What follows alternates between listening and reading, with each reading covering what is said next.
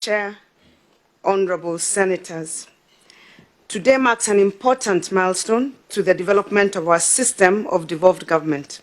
The Senate, through the committee, is called upon to play one of its most critical constitutional mandates, that of determining whether an elected governor should vacate office pursuant to an impeachment by a county assembly.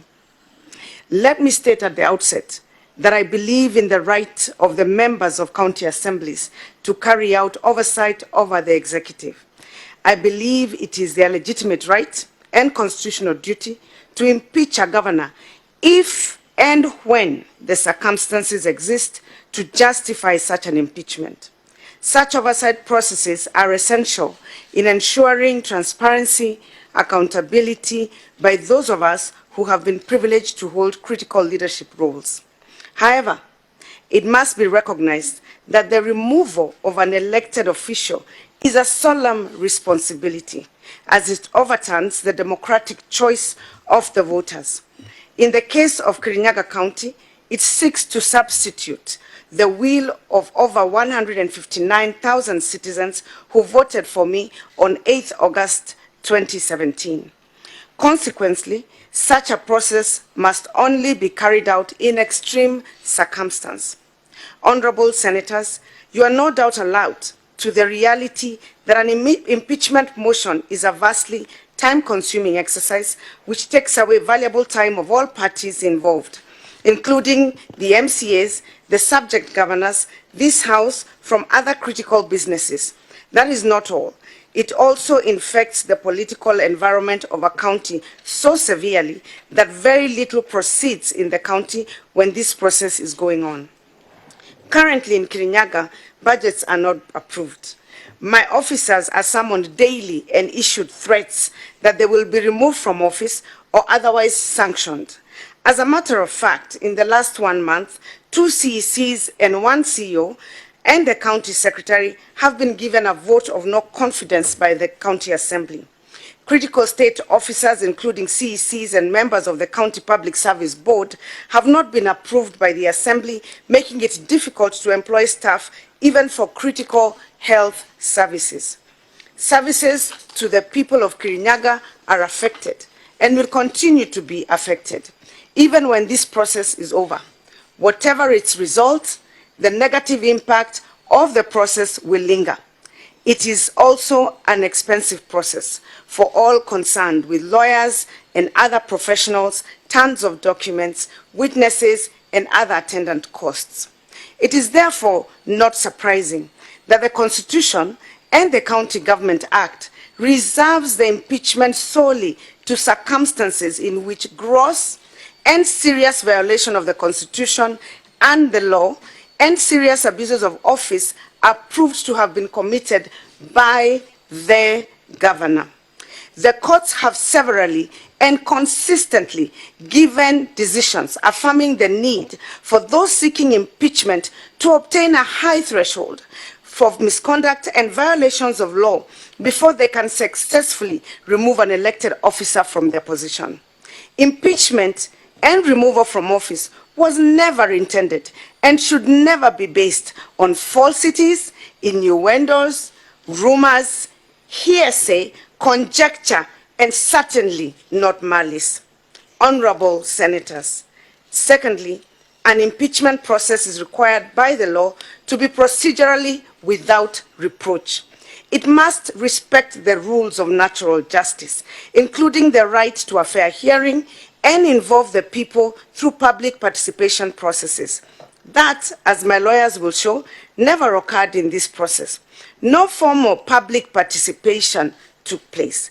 The decision to proceed with impeachment, despite a subsisting court order, was made on Monday. I was purportedly sent an invitation to attend the proceeding on the same Monday to appear the next day. Truth be told, the notice to appear was brought to my office at 10 a.m. on Tuesday, when the motion was being debated. I was not even in the county on the day. By 3 p.m. on the same day, the impeachment proceedings had been completed. It is to avoid this sort of possible malpractice by county assemblies and to protect the integrity of the removal process that the drafters of the Constitution and the County Government Act wisely placed the Senate at the center of the impeachment process of governors. In this process, the Senate is the preeminent organ that ensures that the impeachment process is fact-based, has the requisite threshold, and is procedurally fair. The Senate is also to ensure that an impeachment process is not used to achieve collateral political purposes or push personal agendas. And it is not calculated to scandalize, embarrass, malign, or defame an individual. Unfortunately, what is before you is in every respect false, unfounded, and salacious allegations which have no place in an impeachment motion. Honorable Senators, my lawyers will be taking you through the allegations that formed the basis of my impeachment. Without rehearsing that presentation, I must say that the grounds that form the basis of my impeachment and which this committee is now tasked to superintend are an affront to the very serious process that the Constitution and the law have prescribed for the removal of a governor from office. The grounds contain allegations that are obvious falsities, unfounded, and malicious. They relate to minor administrative issues that would easily have been clarified by a routine inquiry. How can anyone justify summoning an entire county assembly and now the Senate, where the allegation asserting gross violation of the Constitution is failing to deliver a state of the county speech at the county assembly, a requirement that does not even exist in the Constitution, not to mention that I actually did deliver 2 states of addresses in both the years that I have been in office, with 1 scheduled towards September this year. That will be proven. How does the Senate of the Republic of Kenya be called to sit in inquiries into allowances to board members whose approval was made way back in 2014 by the SRC for all boards in the country? How can this honorable House be called upon to sit in review of tenders which were never appealed by the participating bidders, where there was no allegation of malpractice or non-performance or overpricing, and no single allegation that the governor was conferred any personal benefit or that loss was occasioned in the county? I would like to mention on one specific tender, the 50 million tender. This team will be shocked to know there was no 50 million tender given to Velocity, and that will be proven. There was also no 30 million shilling payment to Velocity, another lie done again for intended purposes of ruining somebody's reputation. That again will be proven by my lawyers. You will be shocked to find the allegations even include the purchase of the governor's vehicle, whose budget was duly approved by the same assembly. The purchase was not from a dealer, but from the manufacturers of the vehicle, Toyota Kenya, that supplies government vehicles under a framework contract negotiated by the Ministry of Public Works. Why would the business of Kirinyaga County be stopped at the Senate, as the Senate is called upon to interrogate travel imprest?